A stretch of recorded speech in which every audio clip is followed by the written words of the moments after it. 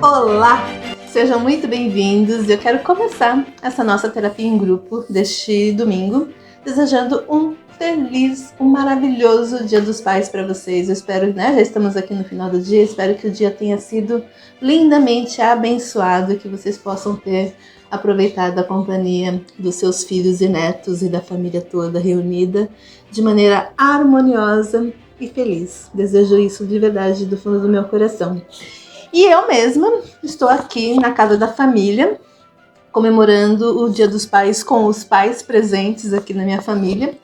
E essa gravação hoje vai ser apenas no YouTube, porque eu esqueci, lamentavelmente, o outro aparelho de telefone, que é um aparelho mais antiguinho, mas que eu uso para fazer os registros dessa gravação aqui da terapia em grupo de final de semana, para subir para o Instagram. O Instagram, infelizmente, é uma plataforma não tão amigável, né? Ela está com algumas restrições aí de tamanho, de formas de fazer publicação, amarrando com outros perfis. Então, a única maneira que neste momento nós temos de subir vídeos maiores do que 1,5 minuto, 2 minutos, dependendo do tipo de postagem que você vai colocar ali, ou até 5, um pouco mais, acho que até 15 minutos se você fizer pelo computador. Só dá para fazer maiores que esses se for através de lives, né, de gravações de lives, mesmo que você suba depois em outro momento, em outro horário, porque tem lá uma margem de tempo que eles mantêm isso nos bancos de dados deles. Enfim, né, é só para me justificar que deste final de semana nós não teremos, né, o vídeo todo, a gravação toda no Instagram também, mas está aqui no YouTube. Eu espero que vocês curtam e aproveitem essa conversa que nós faremos hoje, obviamente relacionada ao tema, né, a temática de Dia dos Pais aqui pro Brasil. Em outros países, Dia dos Pais acontece em outro final de semana. Aliás, nem faz muito tempo que aconteceu nos Estados Unidos, em alguns países da Europa. Acho que foi o mês passado, se eu não me engano. Mas no Brasil é sempre no segundo domingo, acho que é isso, né? No segundo domingo de agosto que nós comemoramos o Dia dos Pais. Então, mais uma vez, feliz Dia dos Pais. Eu escolhi uma lenda, né? Um conto chamado Ravi e Araave. Olha só que bonitinho.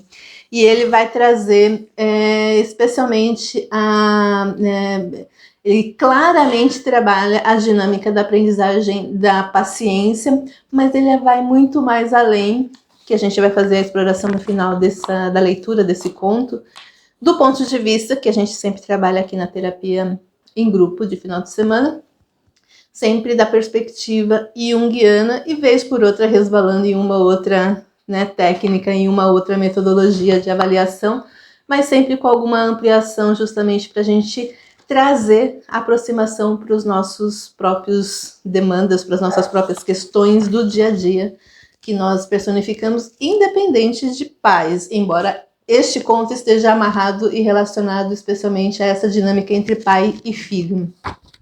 Então aproveitem, né?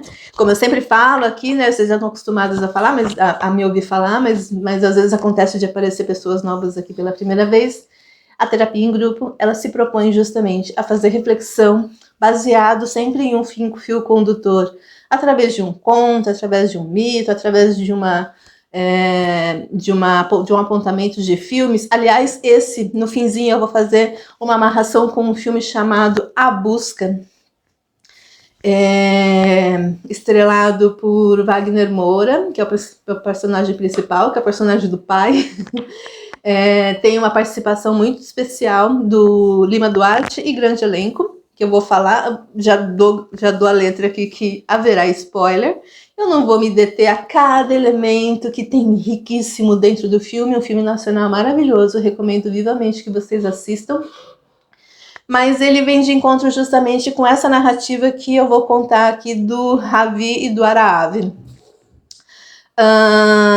Dito isto, que a gente usa como fio condutor alguma narrativa justamente para poder fazer a ampliação e a exploração das temáticas envolvidas neste conto, e aproximando com o nosso dia a dia, fica aqui a vontade, a liberdade e o incentivo e a provocação para que vocês compartilhem efetivamente as questões que estejam relacionadas a este conto, seja aqui nos comentários, seja no direct, seja nas várias formas de entrar em contato comigo.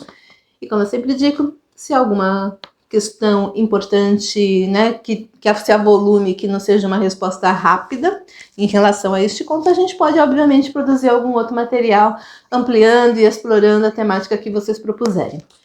Vamos lá para o nosso conto. Eu vou ler, porque esse conto não é um conto que eu conhecia, mas ele é um conto relativamente mais do mesmo, né? Se a gente olhar para as temáticas de outras demandas de narrativas, a gente vai se identificar com este tema, até porque é um tema, obviamente, arquetípico, que a gente consegue perceber em filmes, em novelas, em tantas outras formas de manifestação para poder fazer a contagem de algum tipo de história que esteja associada a essa temática.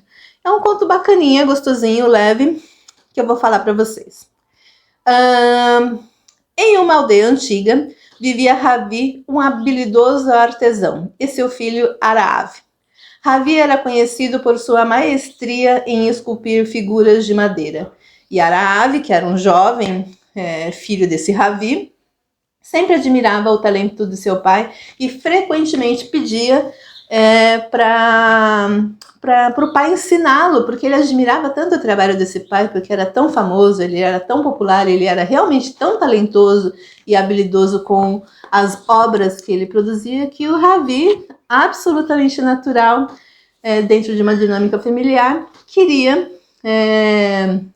exercer e praticar e, obviamente, encher de orgulho, ser reconhecido pelo próprio valor na arte personificada e produzida por este pai, É uma coisa que a gente encontra recorrentemente nas famílias, de modo geral. Aqui a gente está falando numa veia artística, Porque a produção deste pai ele era um artesão que esculpia madeiras, Então fazia obras e esculturas, de modo geral, em uma madeira, mas a gente vê isso no dia a dia, As pessoas exercendo as profissões similares a de seus pais, De modo geral, não necessariamente uma carreira específica, mas de repente um negócio de família que acaba assumindo também e levando isso à frente e produzindo o sustento e o desenvolvimento dessa família com base num trabalho que é meio que uma linhagem herdada dentro de uma linha familiar. Com Araav, em relação ao Ravi, isso não era diferente, ele tinha grande interesse de também seguir a profissão do pai. A princípio, por este conto, não necessariamente porque ele amava a produção artística, Ele tinha uma veia artística pulsante e ele queria se desenvolver. Aqui, assim como a gente vê nas famílias, de um modo geral, ele estava ali em busca da aceitação e da aprovação deste pai, fazendo algo que o pai tinha uma excelência, É uma coisa muito pertinente e recorrente. Mas Ravi sabia, porque obviamente ele havia já feito esse percurso de aprendizado, ele sabia que necessariamente para você se desenvolver e aperfeiçoar este ofício, você teria que ser persistente, paciente e atencioso com o desenvolvimento do seu trabalho. E naquele momento, por N questões que nós vamos trabalhar no final desse conto, o Ravi não achava que o filho estava preparado para poder iniciar esse processo e, concomitantemente, ele próprio não estava disposto e disponível a dedicar tempo, esforço e atenção para fazer esse treinamento do filho. A gente vai explorar isso mais no final. E aí, certo dia, Araav encontrou um velho homem sábio aos arredores da aldeia, que, intrigado por sua história em relação ao pai e ao filho, e o pai não queria ensinar ao filho por N questões, o velho ofereceu-se para ensinar a Araav os segredos da madeira e da paciência. Eles frisam isso porque o objetivo desse conto é justamente dar atenção e valorizar o processo de desenvolver a paciência no indivíduo, né, em nós como um todo. A gente até brinca, né, nas conversas do dia a dia, né, se você pede paciência, a vida vai te oferecer oportunidades de você efetivamente exercitar a paciência. Não é a paciência e tantos outros valores, né, tantas outras virtudes não são, elas são forjadas mediante oportunidade de você efetivamente expressá-la, e elas não necessariamente brotam de maneira natural na vida do indivíduo. A gente precisa aprender, né, e explorar e ampliar essas formas de atuação, no caso especificamente que a gente está trabalhando aqui, sobre a paciência. E aí, o Aravi aceitou prontamente, porque era isso que ele queria, né, fazer esse ofício, né, desenvolver-se nessa arte. E ele aceitou, e o velho começou a instruí-lo pacientemente na arte da escultura. Meses se passaram, a habilidade, seja ela qual for, né, salvo algumas exceções que a pessoa já nasce com uma habilidade inata para desenvolver determinada atividade, determinada atuação na vida, salvo algumas exceções que essa pessoa já nasce com isso inato, de modo geral, para você obter excelência em alguma determinada desenvolvimento, alguma determinada arte, especificamente que a gente está trabalhando aqui, isso demanda esforço, tempo e prática para você se tornar habilidoso de maneira natural, né? Que se produza sem grandes esforços, até porque você já atravessou toda a dinâmica de esforço e de desenvolvimento ali naquele contexto. Então, ele também ensina essa dinâmica da paciência pacientemente, porque esse velho, obviamente, já atravessou essa demanda desse afã, né, dessa ansiedade de produzir, de ser aceito e de produzir as coisas de maneira rápida e efetiva, né? A sabedoria, a experiência da vida nos prepara para isso. Meses se passaram e Aravi ficou frustrado, naturalmente, com a complexidade do trabalho. Ele queria esculpir obras magníficas rapidamente, assim como admirava as peças de seu pai. O pai ainda era a fonte de desejo desse filho, né, desse Aravi. A produção de escultura e da arte de ser escultor era o meio para atingir esse pai, para atingir essa valorização do pai em relação a esse filho. O velho sábio percebeu a impaciência de Aravi e lhe contou uma história. Ele contou sobre uma árvore majestosa que se levanta anos e cresce para dar frutos. A paciência da árvore era recompensada com frutas suculentas. O sábio explicou que, assim como a árvore, a paciência era essencial na arte da escultura e tantas outras práticas. Aravi começou a compreender que a verdadeira beleza requer tempo e dedicação. Inexoravelmente, gente, isso é uma condição sine qua non para a gente se desenvolver em alguma demanda que nós nos propomos.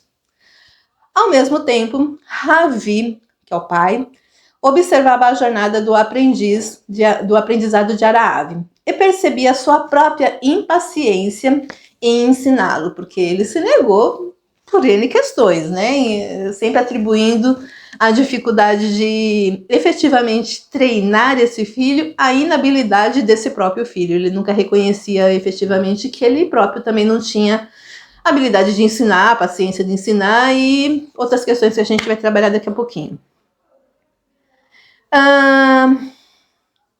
Ele viu como Aravi estava disposto a se dedicar. Meses depois ele ainda não era tão excelente quanto ele gostaria e ele estava ainda ali, apesar das dificuldades. Ravi refletiu sobre suas próprias atitudes e percebeu que também precisava aprender a ter mais paciência e apreciar o processo de ensinar. Quando o treinamento terminou, Aravi esculpiu uma pequena figura com cuidado e paciência. Quando a mostrou ao pai Ravi, ficou impressionado com a precisão e a delicadeza da peça. Arav explicou a jornada que o velho sábio o levou e como aprender a importância da paciência.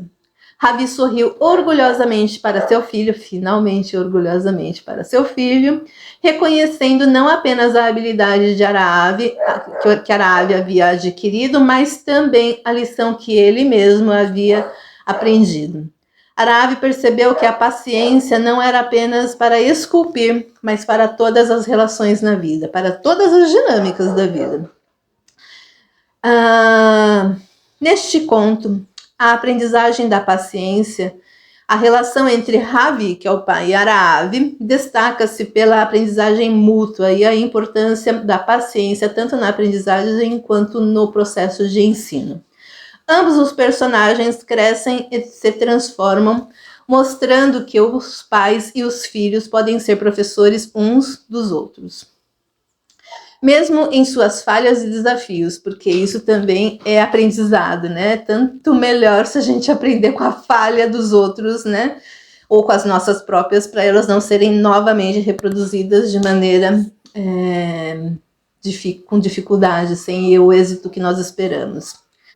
A mensagem central permanece a de que as lições compartilhadas entre pais e filhos têm o poder de moldar não apenas as habilidades, mas também as atitudes e os valores de ambas as gerações. Na verdade, não só ambas, mas de todas as gerações, se você conseguir personificar e elevar isso de maneira que isso fica impregnado dentro da psique familiar. Muito bem. Este conto ele fica na valorização, e eu trouxe especificamente ele por conta do Dia dos Pais, que está sendo comemorado neste domingo, essa relação entre pai e filho, que é o Ravi e o Arav. Mas é muito importante e significativo a presença desse velho sábio que não é nem nomeado. Ele no conto ele nem tem nome, mas ele é absolutamente indispensável pelo processo de desenvolvimento, né, que a gente chama de processo de individuação, dos dois outros personagens principais, que é o pai e o filho, né, que é o Ravi e o Arav. Além das dificuldades que foi ali mostrada do pai ser inacessível, né, indisponível para poder se prontificar a assumir a tutela do aprendizado desse filho, existe intrinsecamente uma velada, ou às vezes escancarada, dificuldade desses pais, todos nós, né? Todas essas personificações de pais ou mestres, né? Que tem algum tipo de hierarquia dentro de um determinado contexto familiar. Do medo, do receio de ser suplantado. Muito embora essa é uma dinâmica e uma rotina absolutamente esperada, né? Nós esperamos, pelo menos tecnicamente, nós assumimos que nós estamos, obviamente, treinando, capacitando para esse processo evolutivo da humanidade se processe de maneira evolutiva, né? Crescente. Se isso é uma premissa posta, dada, naturalmente nós deveríamos estar atentos e incentivar de maneira libertária, sem apegos, a essa questão de que os nossos filhos, né, os nossos jovens serão melhores que nós, não é? Assumirão o bastão da jornada evolutiva. Nós estamos aqui nesse processo de levar esse bastão, de levar essa humanidade nos termos que nós estamos trabalhando, personificando e vivendo as nossas experiências, mas fazendo alicerce e massa construtiva, né, para essas crianças, para estes jovens adultos, para estes adolescentes, para essa galera, essa nova geração que está chegando, seguir adiante com base no que nós construímos até aqui. Então é natural, deveria ser natural, mas deveria ser mais aceitável, aceito naturalmente por nós, a consequência inevitável de sermos superados. seja, não significa que seremos aniquilados, nós seremos superados não porque nós fomos perdemos, não porque nós não tivemos êxitos, muito pelo contrário, é porque nós fizemos o que nos cabe, né? Fazemos a nossa parte para que esse processo continue se desenvolvendo de maneira amistosa, harmoniosa e construtiva, não apenas para o bem individual de quem estiver seguindo, mas para a coletividade, que isso soma a questão que nós chamamos de sociedade, de humanidade. Aqui nós temos então a figura do velho sábio, que provavelmente, né, a gente entende que a sabedoria ela se processa à medida que nós vamos experimentando experiências, né, que nós vamos vivendo experiências ao longo de nossa vida. E na medida que nós temos maior consciência, amplitude de percepção e atenção nas disposições que estão à nossa volta, nós temos a habilidade de aprender com os erros e os acertos dos nossos pares. E isso significa que não necessariamente nós precisamos errar e acertar o que os outros já fizeram, porque nós estamos na coletividade. E aí, diante disso, essa vivência, essa experiência desse velho sábio, até porque muitas das questões que os jovens com impulsividade, com impaciência, que é absolutamente presentes e aceitáveis na juventude, esse velho ele tem a consciência desse processo porque provavelmente ele já atravessou essa dinâmica. Ele sabe as dificuldades de aguardar, de persistir, apesar dos erros ou dos resultados não esperados muitas vezes, né? Ele já, com base na experiência, ele já percebe, ele já viveu, ele já teve como resultado boas finalizações, principalmente pela consciência de que os erros e acertos são processos para poder atingir o acerto final, né? O sucesso final, o êxito final. Sem aqueles tropeços, sem aquelas dificuldades não provadas, não experimentadas pregressamente. Seja por ele ou pelos pares que ele vivenciava ali naquele momento, provavelmente aquele processo não haveria sido tão exitoso como ele acabou tendo na experiência de vida, como ele traz essa bagagem e consegue passar para esse jovem, que é o Arave, fazendo a analogia metafórica do processo de crescimento da grande árvore, né, das árvores que produzem a madeira e servem como matéria-prima para ser a obra final desses escultores, né, que são as esculturas que é a temática de fio condutor dentro deste conto. Além do jovem, né, é muito peculiar a presença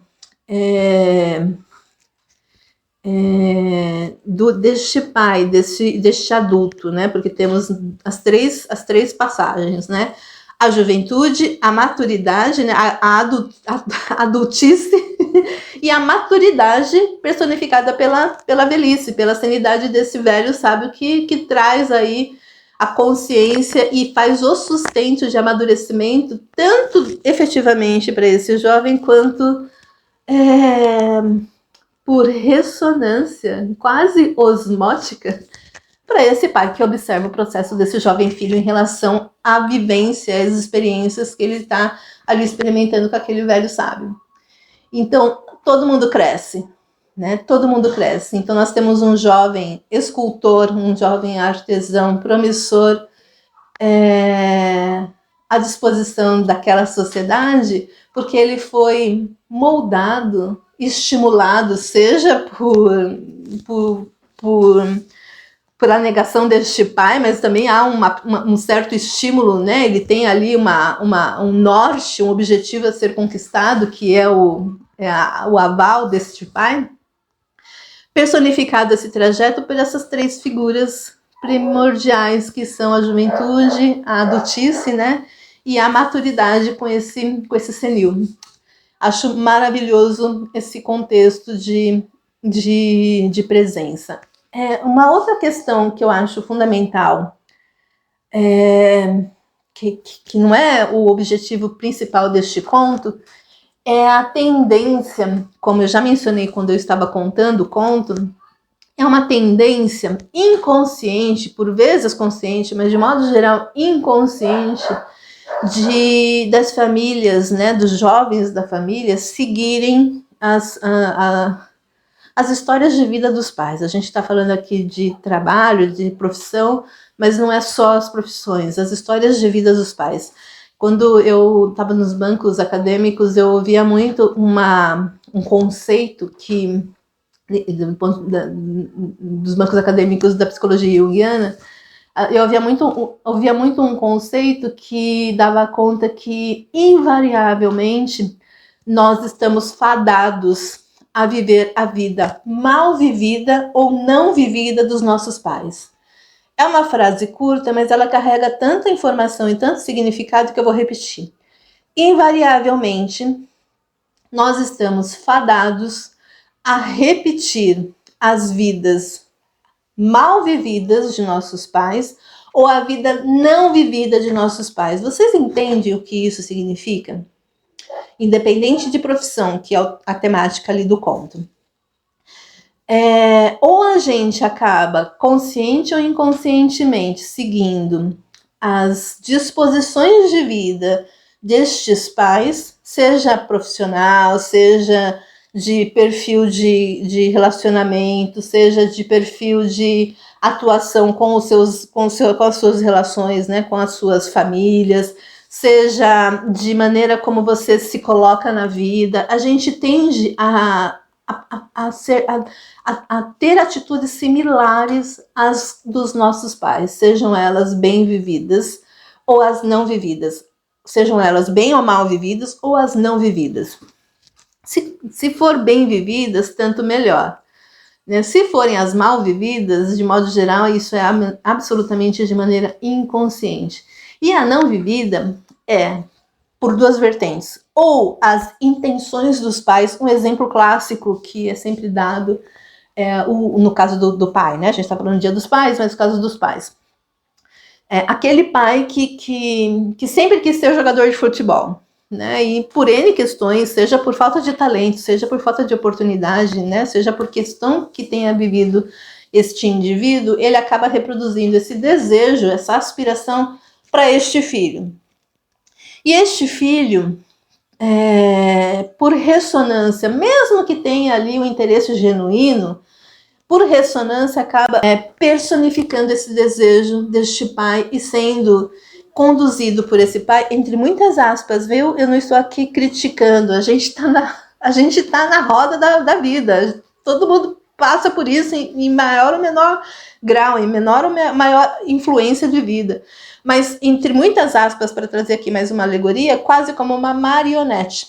A gente está falando de pais, né? A gente está falando da comemoração do Dia dos Pais, mas a gente vê muito isso nas mães, principalmente aquelas que têm algum tipo de condição, de mães que sempre tiveram vontade, anseio de serem bailarinas, e aí leva a filha para ser bailarina e sem se preocupar se aquilo é um desejo efetivo daquela criança, daquele jovem adulto, daquela pessoa, naquele indivíduo.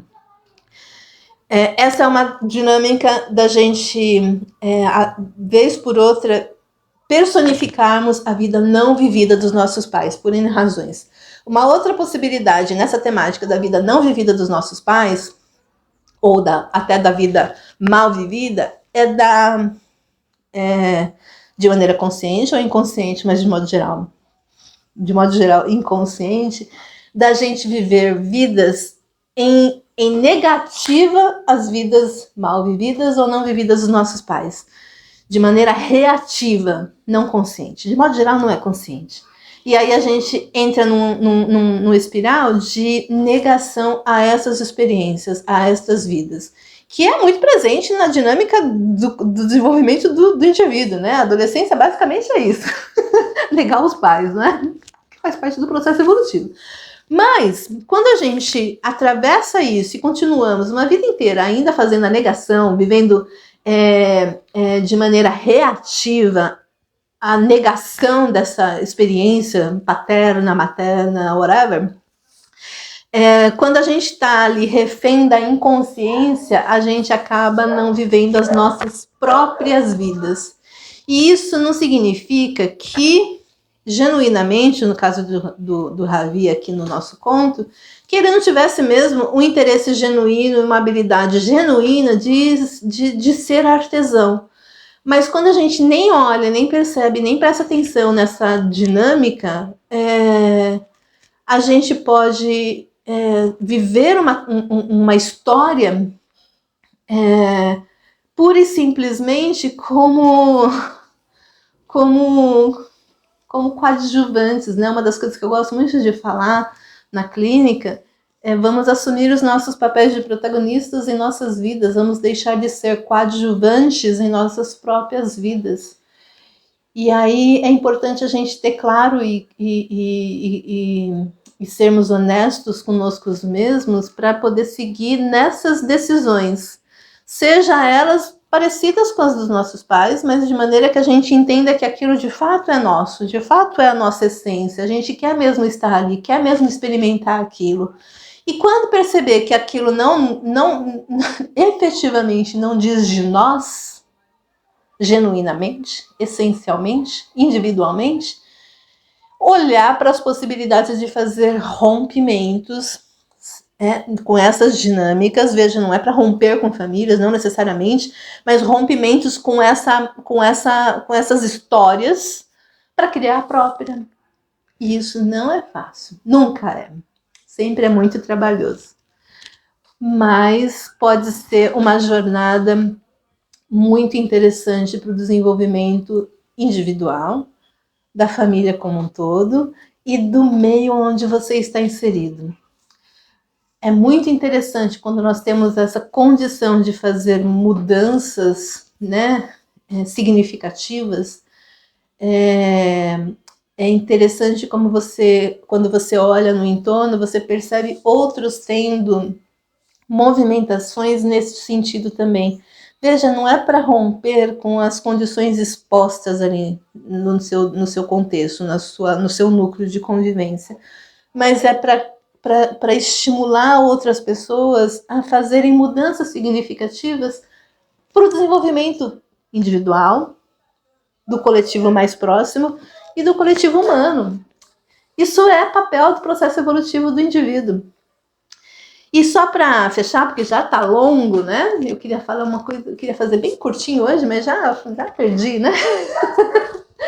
Mas só para arrematar aqui, este conto, somado com o filme que eu mencionei, que chama A Busca, também dá conta da história. É um filme nacional maravilhoso e de verdade eu volto aqui a incentivá-los a assistir esse filme. Eu assisti no cinema lá em 2012, que foi quando foi lançado, maravilhoso, fiquei muito impactada e não tive mais contato com ele. E fazendo o estudo para essa terapia em grupo desta noite, eu fui reassistir essa semana o filme para poder trazer para vocês aqui como incentivo de felicitações de Dia dos Pais.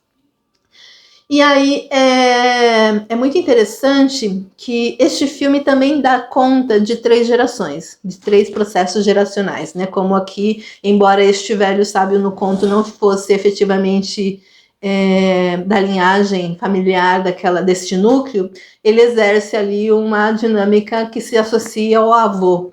No filme tem o avô, que aparece lá no final, mas ele é o... Tem spoiler, né? Vamos lá, não me acuse de contar o filme, porque o filme já tem mais de 10 anos, né? Por favor. Mas enfim, tem lá um contexto familiar acontecendo, significativo entre a vida de dois, né, de um pai, de uma mãe, de um casal médicos. Ambos são médicos, são bem-sucedidos aparentemente, embora essa não seja a relevância dentro do contexto do filme. E tem lá um adolescente de 15 anos que está ali no meio de um processo já iniciado, o filme já começa assim, já iniciado, de separação desses pais. E eles estão ali, toda uma dinâmica de conflito, nem se explica como é que chegou naquele contexto, porque é irrelevante, sinceramente. Mas enfim, ali tem uma briga, tem uma discussão, né, fica evidente que aquela família está no processo de reformulação, né, significativa, com starts de encerramento já iniciados.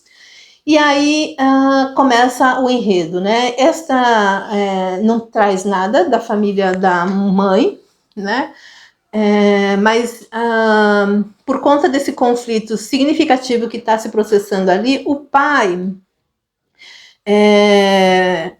quer mandar o filho para um intercâmbio na Nova Zelândia, com o objetivo, obviamente, de criar condições para que ele se desenvolva no idioma, blá blá blá, aquela coisa dos pais quererem fazer o melhor para os filhos, né? Que é absolutamente genuíno, não estou questionando esse processo.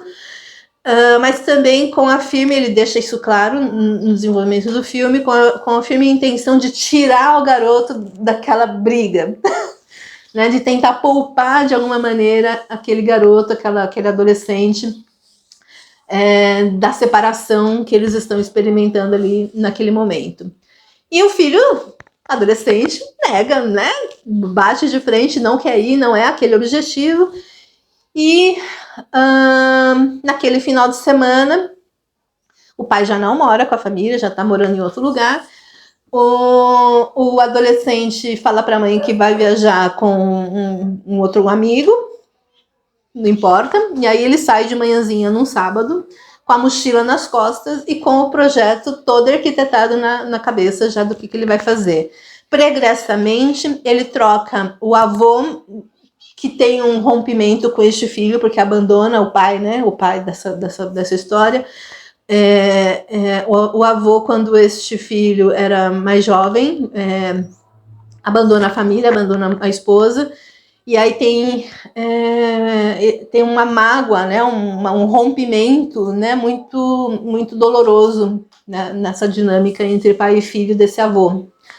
E aí esse pai, que é o meio termo aí, traz uma mágoa muito grande, traz um trauma significativo. E aí, pregressamente a esse final de semana, o avô manda um esboço, o avô é artista, o garoto é pintor também, faz desenhos incríveis, e aí o avô manda pregressamente para esse garoto um busto dele, sabe, um desenho, um rascunho grafitado do rosto deste avô. E lá no final a gente vai saber isso, tá, gente? E aí o avô, lá no final, conversando com esse pai, dando total spoiler já, ele fala, eu mandei o desenho pra garota, mas eu nem achei que ele ia responder. E aí, a partir desse desenho que o avô manda para esse garoto, eles começam a trocar correspondências com frequência, né? Sempre um mandando desenhos pro outro e tal, e aí o avô, em determinado momento, o avô fala que ele tinha um cavalo e tal, e o cavalo tinha morrido, e ele não tinha mais cavalo. E aí o garoto sai com o firme objetivo no sábado de manhã, né, retornando, depois de ter uma briga lá com o pai e tal, ele sai com a mochila nas costas, falando que vai passar o final de semana com um amigo. A mãe tá ali naquela dinâmica de respeitar, meio que inacessível ao adolescente, os pais entendem um pouco como que isso funciona nesse processo de adolescência, às vezes, né, enfim, tem vários elementos aqui que não vem ao caso.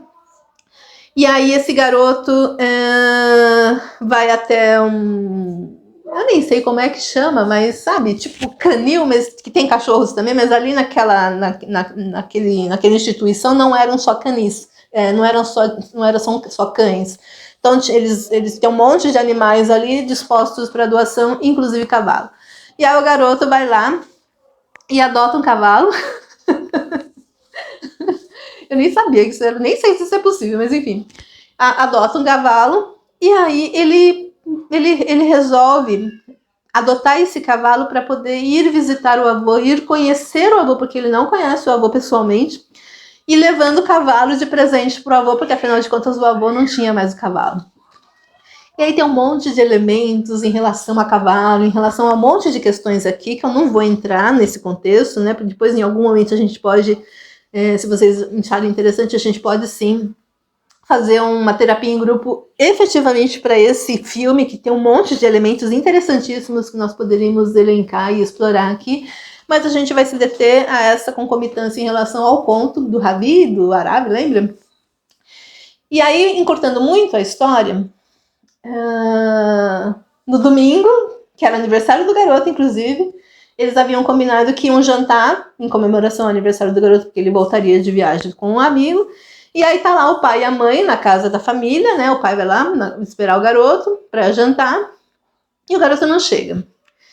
E aí eles se dão conta, o garoto não chega, tal, e aí liga pro amigo, finalmente liga pro amigo, porque ele não tá respondendo o celular, né, dos chamados dos pais. E aí ele liga pro amigo, e aí a família liga pro amigo, e eles ficam sabendo que o amigo não viajou, nem tava sabendo de viagem nenhuma. E aí eles se dão conta que algo aconteceu. Vão lá, conversam com o garoto e tal, e aí acabam se dando conta que o garoto tá desaparecido. E aí começa toda uma busca. Nesse interim, o Canil, que eu não lembro, não sei o nome, quando não é só Canil, liga lá pra família pra saber do cavalo. E aí eles, como assim cavalo, né? E aí eles vão lá onde o cavalo morava, né? Foi adotado. E aí começam a fazer a investigação do que é que está acontecendo ali nessa dinâmica, e eles se dão conta que o garoto falsificou a RG. Ninguém percebeu ali na instituição, e aí ele fala que, né, depois de alguns dias, quando tem adoção, eles ligam para saber se está tudo em ordem, então eles fazem um acompanhamento ali no processo. E aí eles se dão conta que o garoto adotou um cavalo, né, e não sabe ainda para onde estão indo. E aí, enfim, tem toda uma dinâmica. Este pai pede para a mãe voltar para casa, para se o garoto ligar, o garoto aparecer, ter alguém em casa, né, para poder recebê-lo e falar para o outro que tá lá, que enfim, que encontrou o garoto. E o pai sai numa busca desnorteada no primeiro momento, né, tentando encontrar esse garoto. E aí tem um monte de elementos aí no contexto, e aí acontece uma jornada. Este garoto é no Rio de Janeiro, esse filme, e ele tá indo pro Espírito Santo para encontrar esse avô. De cavalo. E aí tem um monte de questões que vou convidá-los a assistir o filme, mas acontece toda uma transformação significativa, principalmente na disposição do pai, que é o que acontece na perspectiva do desenvolvimento do Arav em relação ao Ravi, que é o pai. Esse garoto atravessa os estados para chegar lá com o pai, leva acho que uns dias, né, porque amanhece, anoitece, deve ser uns 4, 5 dias. Este pai está indo de carro, colhendo informações e pistas, tal, e aí ele está sempre atrás desse filho, mas com evidências de que o garoto até se machucou, tem um monte de questões ali, mas com nítidos indícios de que este garoto não é mais a criança que ele achava que fosse. Tem um determinado momento que ele tá lá com uma fotinho do garoto, né, e ele tem uma fotinho do garoto com 5, 6 anos, né, ele ainda não tinha uma foto atualizada do filho dele, que já era um adolescente de 15, né, 10 anos a mais. E aí é muito interessante que nessa cena específica fica muito claro e evidente que o pai havia se desconectado deste filho na infância, ele nem acompanhou o crescimento efetivo, psíquico efetivamente, e o desenvolvimento desse garoto de perceber quais são os interesses do carinha. Pelo que dá conta do filme, ele nem... E a mãe fica em casa vasculhando as coisas do garoto e tal, e aí eles vão montando um quebra-cabeça para poder entender para onde é que o garoto está indo. Tem um monte de coisas muito legais mesmo. Esse pai, ele vai sendo desconstruído ao longo da viagem. É muito legal, porque o garoto tá de cavalo e ele tá de um carro bacana da época lá. Chega um determinado ponto, né, com as pistas e tal. Chega um determinado ponto, que eu não vou contar tudo porque é grande, né, e a gente vai fazer talvez algum trabalho mais expressivo, mais explanativo deste filme, se vocês quiserem. Mas acontece um monte de questões nessa jornada de desconstrução quando chega um momento que a mãe percebe, tem um monte de questões que eu não vou entrar em todos os detalhes, mas a mãe se dá conta que o garoto está indo encontrar o avô. Ela percebe que efetivamente esse avô já se correspondia há bastante tempo com o filho dela, e eles até então nem sabiam disso. E aí ela liga pro marido, fala, ele tá indo encontrar teu pai, ele tá indo pro Espírito Santo encontrar teu pai, com o cavalo, né? Tá levando o cavalo pro teu pai. E aí, neste momento no filme, o pai tem uma crise de pânico. É muito forte. É um filme parado, não é um filme de aventuras, apesar de ser uma aventura, de ser uma jornada, mas é um filme de movimentação emocional. E aí você fica na angústia, porque tem vários momentos que dão evidências de que o garoto morreu, e aí o pai tem um ímpeto de morte em alguns momentos no filme, e cada ímpeto de morte que isso acontece, parte desse pai é reconstruída, é remodelada, é revigorada, né? Muito forte, muito legal, muito interessante. Mas aí quando a mulher fala para ele que ele tá indo ver o pai, que ele já não vê há décadas, né? Uma vida inteira, porque o pai abandonou ele, e ele tem uma mágoa imensa, profunda, é uma ferida, é uma chaga muito, muito presente ainda na psique desse pai. Ele tem uma crise de pânico, e aí a mulher fala, não é sobre você, é sobre o filho, né? Vai lá e traz ele de volta, não é sobre você, não é sobre você. E né? Na verdade é. Mas ele tem, se fosse só por ele, a transformação talvez não acontecesse durante a vida toda.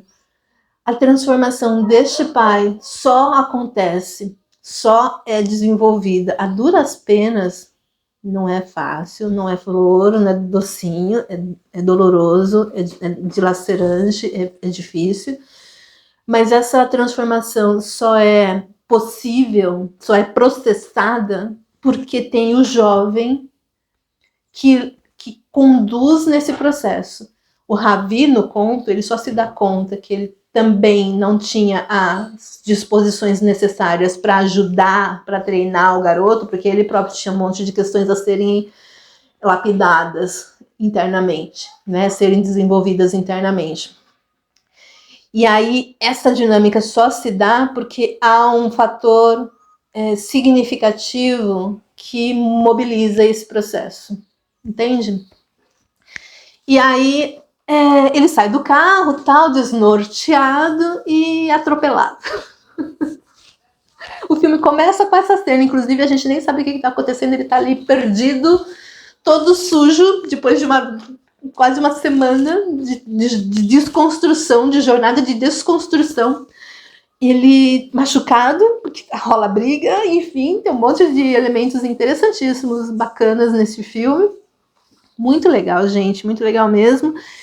E aí o pai, um cara que atropela ele, socorre ele, leva para casa, que é uma casa à beira de estrada, põe ele lá para dormir, não leva ele embora, ele quebra a costela, ele já estava zoado, com esse atropelamento ele fica ainda mais zoado.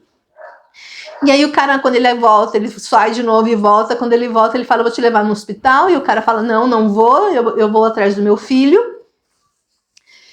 E aí o cara leva ele de volta onde o carro dele havia sido deixado. Quando chega lá, o carro está sem pneus. Haviam sido roubados os pneus, né? Havia sido dilapidado aquele bem. E aí o cavalo de 4 rodas deste pai não existe mais. Então até a maneira como ele vai se locomover não tem como ser mais a que ele conhecia, a que ele tinha. Porque a partir daquele trauma, daquele ímpeto da inevitabilidade do novo contato com esse pai, ele não pode mais, né? Ele já estava num processo de reconstrução, mas não dá para ele chegar lá da mesma maneira com a onipotência desse pai de uma carreira bem construída, blá blá blá, tal. Ele precisa ir para um outro patamar. E aqui não tem a ver com a questão de maior ou menor nível, mas é um patamar diferente do que ele era, porque aquele homem não teria condições de ter o confronto, né, significativo com este pai que o abandonou em outro patamar, percebe? Enfim, tem um monte de questões ali. Aí o cara leva ele para uma vila, porque tem borracharia, nem sei se é vila, mas parece um posto de gasolina, assim, com borracharia, com um restaurante, um bar, escambau lá. Chega lá, ele vai provavelmente interessado em comprar pneus para poder voltar e pôr pneus nos carros para ele conseguir ir adiante. E aí chega lá, ele percebe o desenho do filho dele, assinado, o garoto chama Pedro, tá assinado lá Pedro. E aí ele chega lá e vê, e aí é um desenho interessante de mulheres peitudas, tal, sabe? Que é muito natural. Ai, acho que ainda é, né? Nem sei se é. Faz tanto tempo que eu não vou na borracharia. Mas enfim, antigamente tinha esse estereótipo, pelo menos acho que nos mais distantes, assim, acho que ele deve ser ainda, não sei, sinceramente não sei. Mas ali no filme dá conta dessa dinâmica dos borracheiros de ter aqueles calendários com mulheres nuas, seminuas, tal, toda aquela estereótipo do feminino, né, consumível. E aí o garoto, com base naquelas imagens que estão ali todas pregadas na parede e tal, eu tenho a memória disso. Eu não sei se isso ainda é uma recorrência, mas eu tenho a memória dessa realidade no passado, longínquo já, na verdade.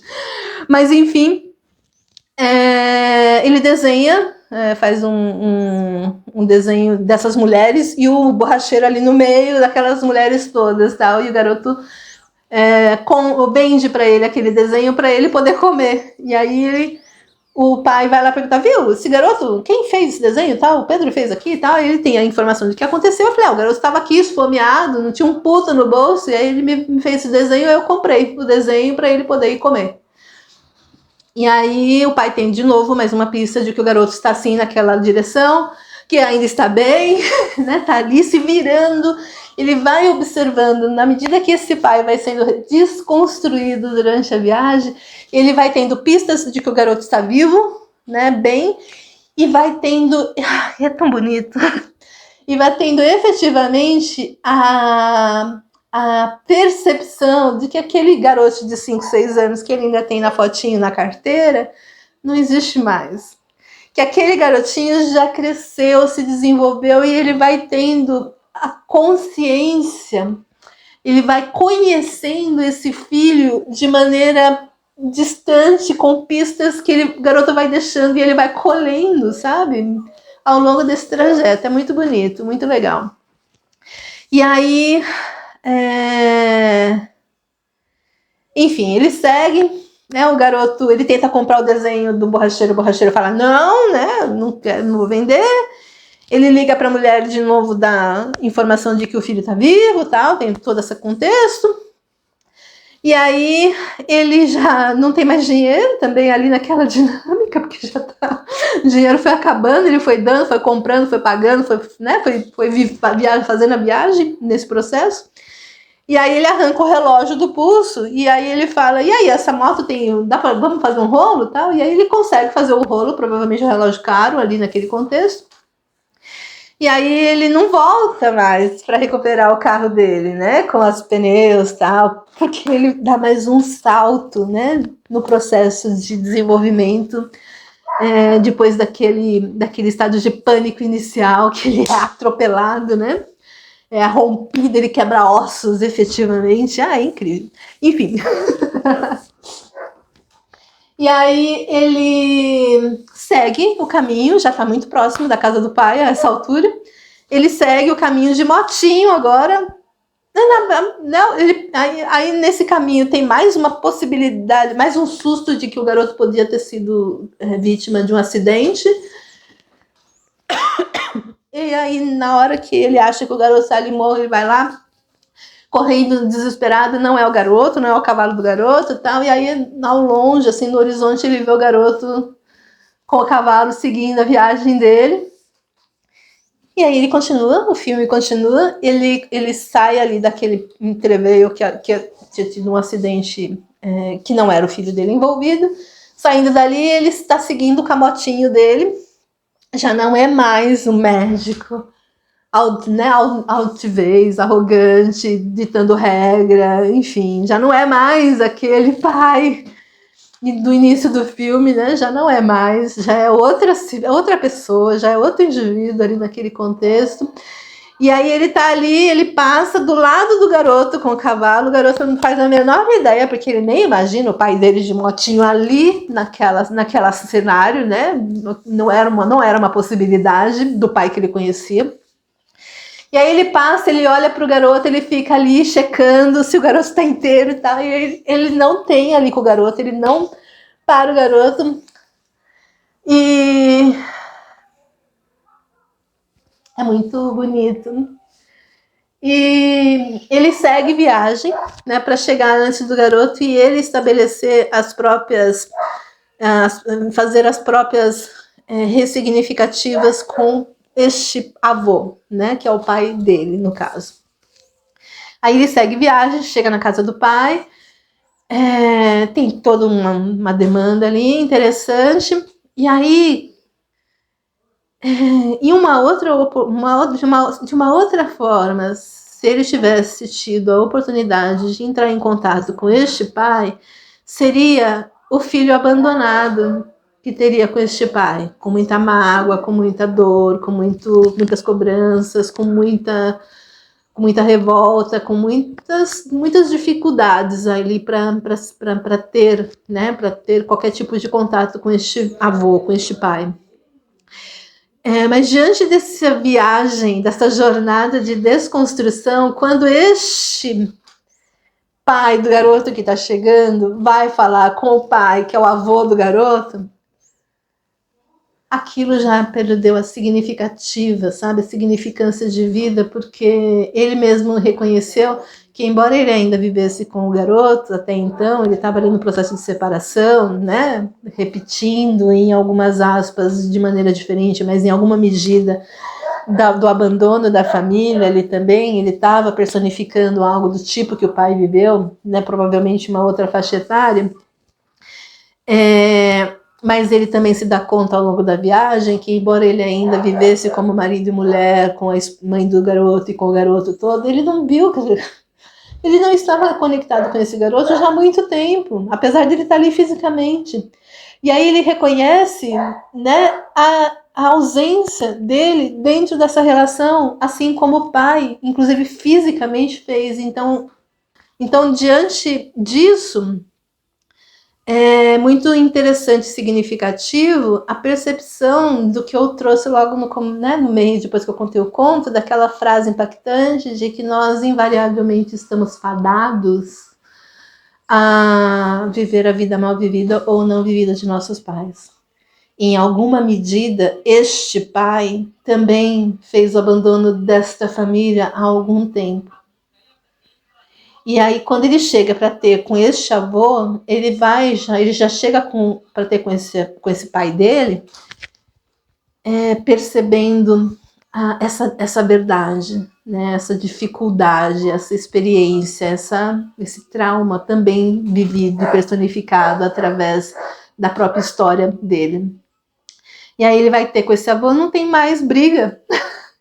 Não acontece cobranças, não acontece briga, embora o avô esteja ali esperando que ele xingue, que ele brigue, que ele, enfim, né? Só que aí é muito legal, tem ali um diálogo maravilhoso, entre outras coisas, né? Ele fala, o garoto atravessou 2 estados para vir te conhecer. E aí ele conta porque é que ele entrou em contato e tal, e aí ele muito docemente fala, será que você não me deixa ser avô e aproveitar, né, o que eu perdi com você, né? Será que você não me deixa ser avô desse garoto? É lindo, gente, é maravilhoso. E aí o filme, eles ficam ali, não tem nenhuma discussão homérica, né? Tem ali um realinhamento de vida interessantíssimo. E o garoto chega com o cavalo. E aí o pai vai lá e abraça ele fraternalmente, cheio de alegria, de orgulho, Porque assim como o Aravi, ele também fez a jornada dele, com dificuldades, com saltos. Tem toda uma dinâmica também na viagem do garoto. Mas o pai reconhece o valor do garoto também. Ele já é capaz de... ele já tem recursos suficientes, depois da jornada de desconstrução desse pai, ele tem recursos o suficiente para observar as conquistas e o progresso deste filho. E o filme acaba aí. Né? O garoto nem chega... O filme não avança nesse sentido. Eu sinto essa ausência, mas eu entendo perfeitamente o fato do filme acabar no abraço do pai, zoado, quebrado, sujo, encardido, né? Outro pai indo reencontrar este filho que acaba de chegar com o cavalo depois dele ter tido uma ressignificação de realinhamento com o próprio pai dele. E o filme acaba aí, né? Então todos os indícios são muito promissores de que essa família está de novo reunida e amadurecida para poder se desenvolver, criando disposições salutares e significativos para esse jovem que chega poder trilhar a própria história com maiores chances de não repetir problemas da família, né, da linhagem dele. E é isso. Enfim, é muito bonito esse filme. Eu acho que vem muito de encontro com este conto que a gente trouxe aqui. E fica aqui a provocação e a atenção pra gente. Isso, tudo bem que é comemoração do Dia dos Pais, mas isso é para todo mundo, tá? Independente de pai, independente de mãe, independente de ser efetivamente pai ou mãe, é para todo mundo, tá? Então vamos aproveitar essa provocação de perceber os nossos próprios movimentos de vida, o que é que nós estamos fazendo, se a gente não está personificando histórias que não diz efetivamente de nós, se a gente não está reproduzindo questões que mesmo inconsciente, que talvez a gente nem tenha ciência, que foram já vividas, a gente está aqui reproduzindo elas. Vamos estar atentos a isso, fazer os ajustes necessários e os realinhamentos de histórias para poder seguirmos a nossa própria. É isso, meus amores, muitíssimo obrigada. Sempre falo no final, né? Essa altura nem sei quem tá aqui, mas enfim. Eu não vou nem pedir like, inscrição e tal, eu vou pedir para vocês compartilharem. Eu acho que isso é mais significativo, se a gente esperar das plataformas maior relevância, eu acho que a gente está cada vez mais distante desse processo. Sinceramente, eu não tenho mais interesse nisso, não é mais minha fonte de movimentação, mas é justamente, principalmente, de compartilhar essas percepções. Então, o que eu peço para vocês, se vocês gostaram dessa reflexão, dessa conversa, da nossa terapia em grupo deste domingo, Dia dos Pais, de 2023, que vocês compartilhem isso com outras pessoas, que possa ser interessante, que possa ser significativo. Dá vazão, vamos compartilhar, vamos falar a respeito, e eu tô aqui à disposição. Semana que vem eu ainda não faço a menor ideia do tema que eu vou trazer, mas eu vou pensar numa coisa bacana pra gente conversar também. Super beijo, até a próxima. Tchau, tchau.